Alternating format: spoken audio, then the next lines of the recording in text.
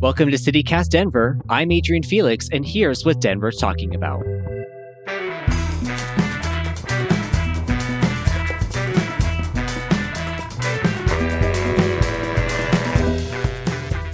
We discuss the quandary of what to do with Mile High Stadium and car-free events.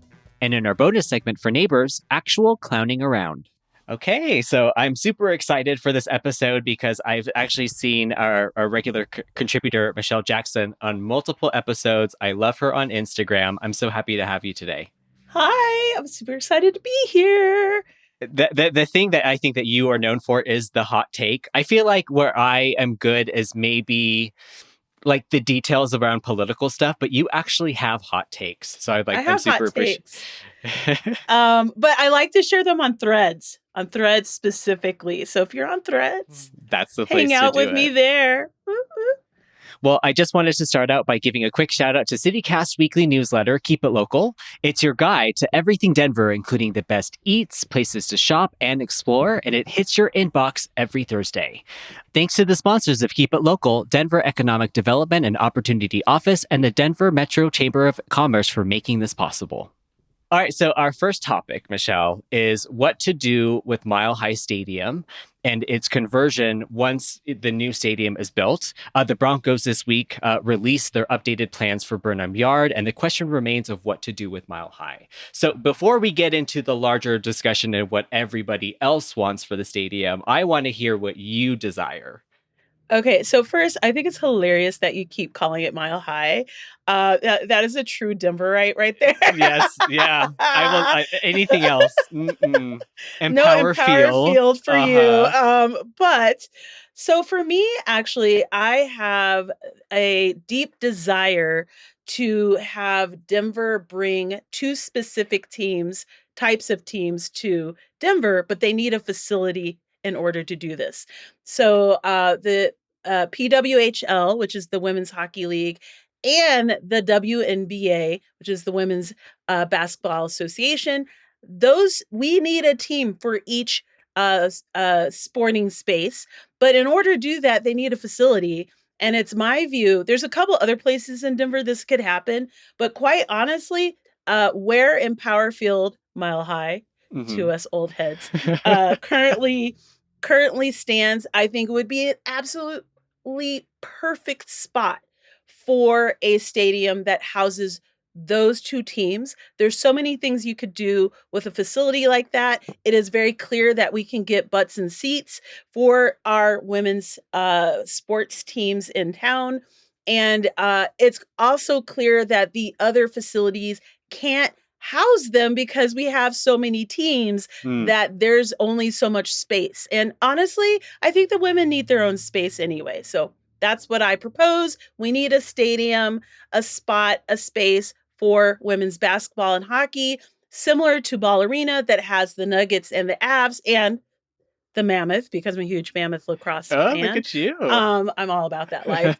So this is my proposal. It's close to the light rail. We're used to going over there. It's primed and ready, and that's my take. So I think what I love about hearing all these takes is that I find myself completely uncommitted. But what I will say, what I love about your take is this idea that there's still a stadium there, which, as you mentioned, I call it Mile High Stadium. So to me, it's like a stadium should be there because that's all I've ever known in my entire life. Yeah, I'm there too with that. Like it's a hallowed space or spot. I will say that I'm 100% okay with getting rid of like the parking lots. Like we can get rid of all that because there's light rail there. Let's like double down on the transit spot, the transit piece actually. But other than that, like let's keep something there. I don't think we need to like get rid of it as a sports use. Let's just convert it to something else and something better. Even better. I love, though, that you just said that it's considered hallowed ground. And I think that's like very, very true for me, because when I first moved to Denver, I lived like 2 blocks away from the stadium. I lived on Hooker Street, of all places. And so I just that area is just super nostalgic for me. And so I think changing it feels strange, but I do like the ideas that I've been hearing. And the one I want to talk about in particular is from a regular listener. His name is Joshua Rosenblum. He has started basically a petition to convert the stadium area into a park. And so luckily, our producer, Paul Caroli, gave me the contact. So I did reach out to him. He sent me this like incredibly lengthy response that I told him, like, I'm going to have to cut this down. And he's like, no, you do you, you do you.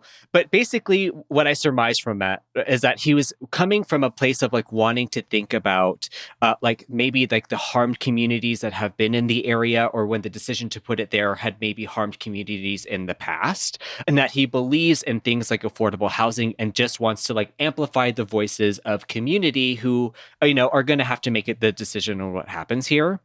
But I want to directly quote him. He said, we live near, but not in Sun Valley. And as a privileged white guy, I don't speak for the diverse folks who call it home. Some of the stadium district also sits in Jefferson Park. Councilwoman Amanda Sandoval often talks about creating things for the next 7 generations after us. And I agree with that sentiment, but I would settle more for 150 years. People have lots of memories in this place where the Broncos, Nuggets, Rockies, Avalanche, Rapids, Taylor Swift, and the Rolling Stones, and so many more have played. It would be nice if they could could return with loved ones to a nice place that isn't just a plaque in front of a law firm, which I thought was like very much a period sentence. But I guess, what are your thoughts on maybe turning into a park? This is why I was saying get rid of the parking spots. So we can do 2 things at once. We can have a stadium. We could allocate like tickets to be a little bit like affordable tickets, that kind of thing, like Colorado residents, Denver resident tickets, because I do feel like depending on the team, the ticket can be quite expensive. We could, again, get rid of the parking spots, and that's the park. And I feel like that is happening at certain facilities across the country where you've got the stadium and you get there. And so I love the idea of a park. I'm a very like all about the park kind of person. And I think given also just like our bad air and all that kind of thing, planting some trees is always a good thing. Having a place of rest is actually always a good thing. But having something where we could kind of do both things at once, I think would be, I'm a huge fan of that. So we could have like a museum inside of the women's stadium, specific to women's sports. We could have camps for girls who want to pursue those sports, and we could really like focus on young girls in the city of Denver and the state of Colorado. So I feel like there's a lot of things that we can do specific to that giant plot of land, but I would definitely want to get rid of all the parking spots. But I think that what I'm hearing though is like this idea of more of a mixed use type of thing. And I think that that's like what probably would make the most amount of people the most happy. But I wanted to add this little bit in here that the city of Denver has the right of refusal to buy that land from the Metropolitan Football Stadium District, where the Broncos' 30-year lease is over, so they could make it a park. But Mayor Mike Johnston has said that he in the past that he would prefer to prioritize affordable housing.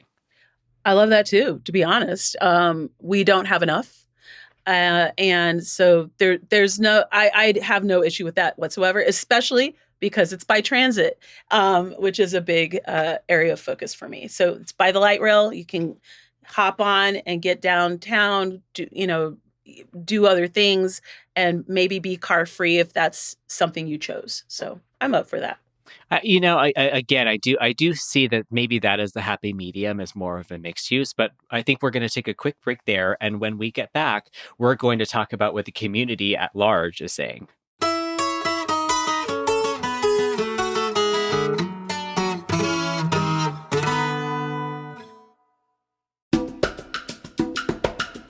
This episode is brought to you by Denver Health. Charlotte Olson suddenly couldn't speak or text. She assumed it was a panic attack, but it was a stroke. She drove herself to Denver Health, where the care team diagnosed her quickly and got her the treatment she needed. Doctors traced the cause to a small, common heart defect most people never know they have, and Charlotte had it fixed. Today, she's fully recovered. Denver Health was recently certified as a primary stroke center, giving stroke patients faster diagnosis and coordinated treatment from the moment they arrive through recovery. If something feels off, don't wait it out like Charlotte almost did. Get checked. Every second matters. At Denver Health, they're with you for life's journey. Learn more at den.health/stroke. That's den.health/stroke. All right. So the thing I love about CityCast, and in particular the producers and the reporters and the contributors, is that they love themselves some Reddit. So I am not a Redditor. I am certainly more of an X/Twitter user. So every time they like direct me to like look at the conversation on the site, I always thought Twitter was the worst.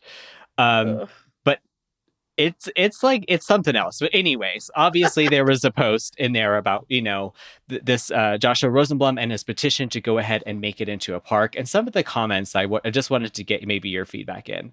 And one of them, this is like a very detailed one, but it says, it's poor urbanism to segregate uses like this. All the housing in one place, all the parks in another. Large parks can actually create walkability barriers since they lack diverse uses and don't have eyes on the street after dark, which is why Jane Jacobs actually argued that they create border vacuums. And this is from Our Watch 8988. I'm curious about your thoughts about more urbanism in the area. So when I was younger, I lived in Boulder. So I've lived both in Boulder and Denver. But I've also lived in Paris. This is going to make sense in a second. And I feel like when we are developing these different parcels of land, I feel like Americans really do kind of like segment how things should be. Like they don't, it's not like a combined, you could do multiple things and these things are possible. It's like very segmented, like this is how it should be, this is how it should be, this is how it should be. Yeah. And that's, I think, what this Redditor is kind of touching on. I think you can absolutely develop that parcel of land in a way that is multi-use, that is accessible for people, that isn't square. Why does Denver have all these square buildings? It's so boring. I'm so sick of those square buildings, but whatever.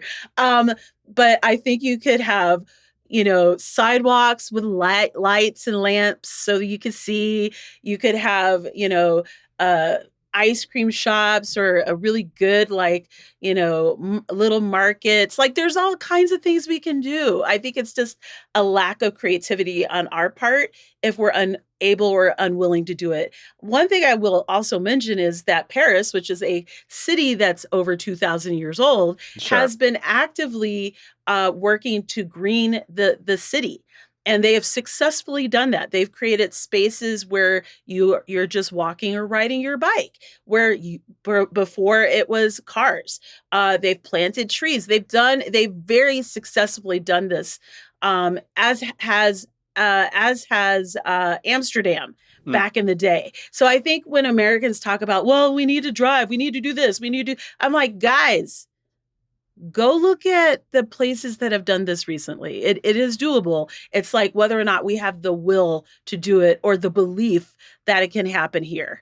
And so I do think that Denver is open for it. I think city of Denver people are up for it. I think we just have to make a compelling use case. And I do think that having transit and accessibility to transit is a big part of that, as well as really good bike lanes. I think it's possible. It's whether or not we bring up the conversation around it and the possibilities.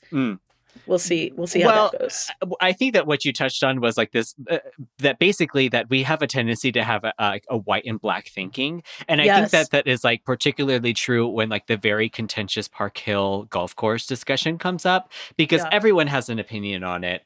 But it does all stem from like this yes or no. And You're right. I was like, am I hopeful that maybe we can find a great compromise for what this space is used for? I'm praying to God, and I hope that it's like obviously like community based, that it's truly Yeah. the community making the decision to do that. But with that said, if you are interested and looking at Joshua Rosenblum's petition to have it turned into a park, he did give me the link, and it's something that we will put in the show notes. You can go to milehighpark.org. We're going to take a quick break, and when we come back, car-free festivals.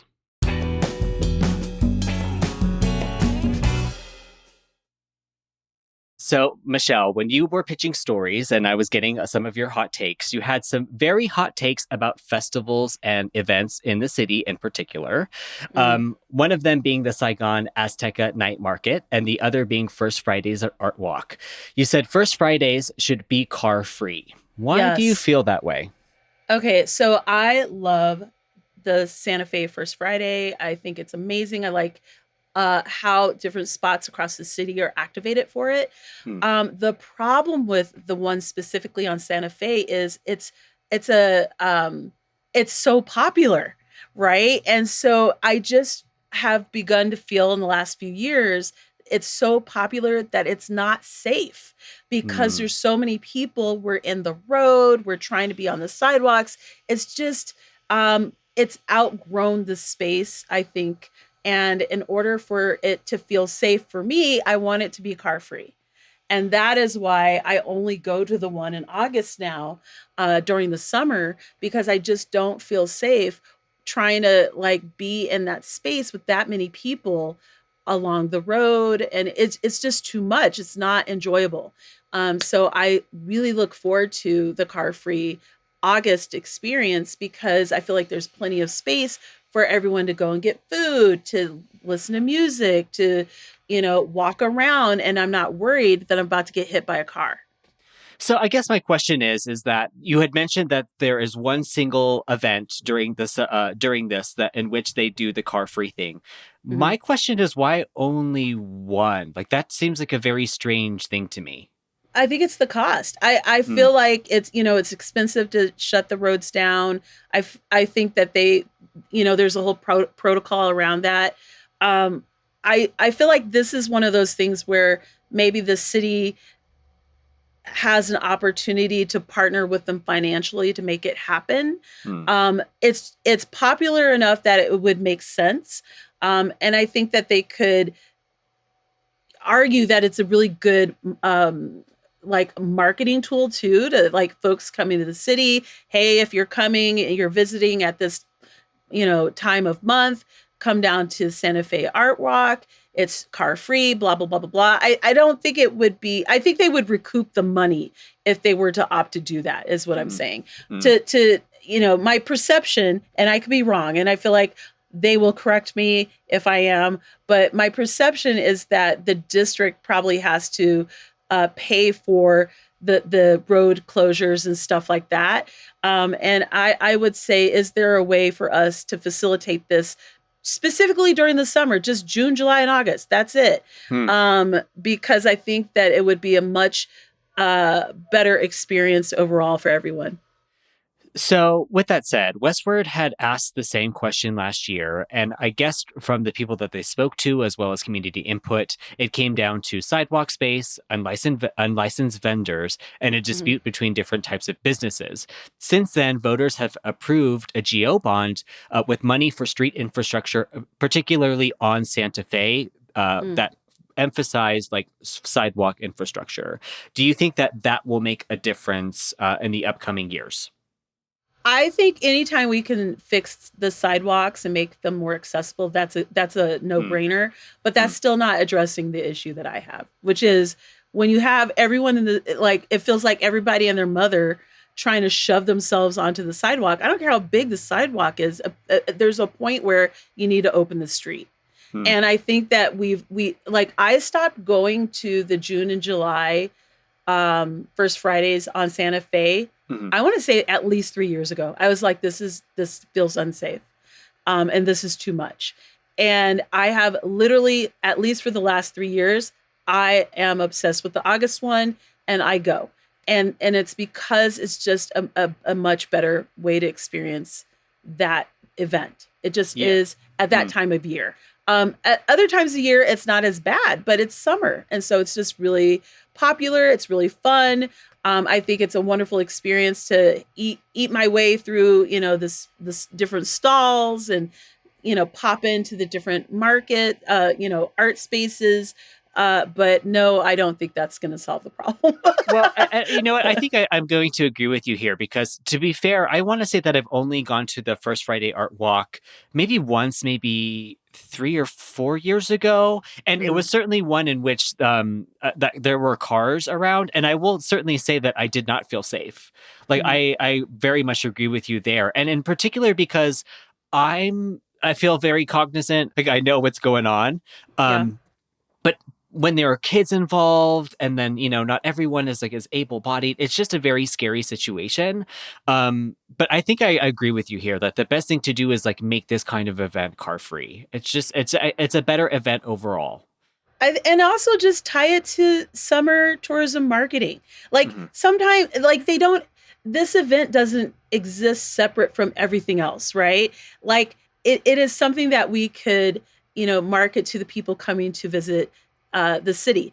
Similarly, I wish we could bring back Viva Streets Denver.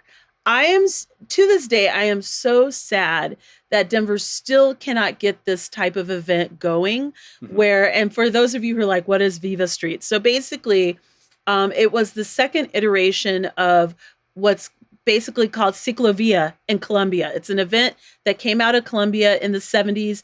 It's still happening in Colombia to this day, where they shut down miles and miles and miles of roads and highways. Actually, they shut it all down so that it's car free and it's accessible for people. So they're riding their bikes, they're walking, they're doing, ice, roller skating, what have you, skateboarding out there safely for people. And it's one of the reasons why I want to visit Colombia is to experience that event. Similarly, New York City has some events in I want to say during Christmas time, where they shut down like Fifth Avenue. Why is it that it's hard for us in Denver to understand that this is something we can market to tourists in addition to people who live here?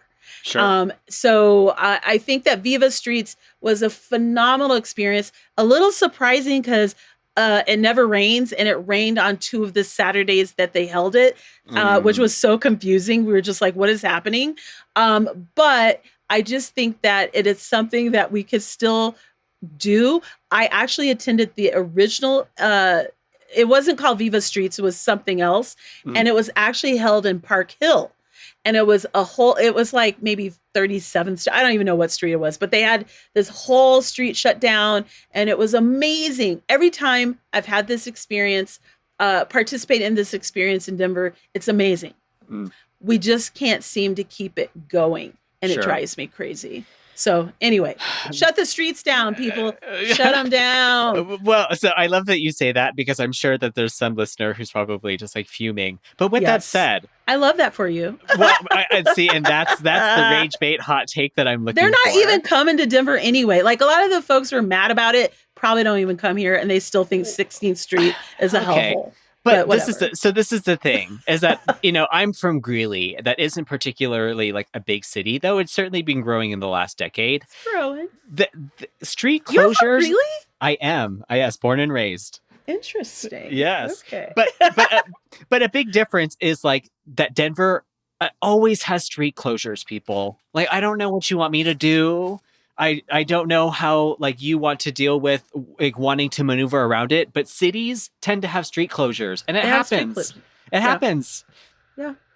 It is what it is. Like, it is what it is. And I just, of course we want to, like with infrastructure, you want to make sure that it's not disruptive and all that kind of stuff. Sure. But the closer you get to downtown, the more likely that there's going to be some, like if Civic Center wasn't being worked on right now and restored, there would be stuff happening at Civic Center Park, right? There's stuff that needs to be fixed. The roads need to be worked on. Things happen. Things And happen. so I'm not, I just think sometimes we're whiny about things that are like infrastructure needs to be worked on. Things get shut down. It's annoying. I'm not saying it's not annoying, but I'm saying that sometimes it just happens. And that's every single city. Every single city I've ever been to. City. And that includes you, Denver. Yes. This was great, Michelle. I certainly appreciated doing this episode with you. It was wonderful. I have fun. Now I have a face to the name. Yay! Oh my gosh. I'm all excited now. Well, if you're a CityCast Denver neighbor, you're going to be hearing an exclusive bonus segment. If you don't want to have FOMO, you can join membership right now, and there are plenty of other great perks. Go to membership.citycast.fm. That's all for today here on CityCast Denver. If you enjoyed the show, why not take a minute to tell Joshua Rosenblum about us? Rate the show wherever you get your podcasts, follow us on Instagram and TikTok, and subscribe to our morning newsletter at denver.citycast.fm. You can support this show and get great perks by becoming a CityCast Denver neighbor at membership.citycast.fm. We'll be back tomorrow morning with more news from around the city. See ya!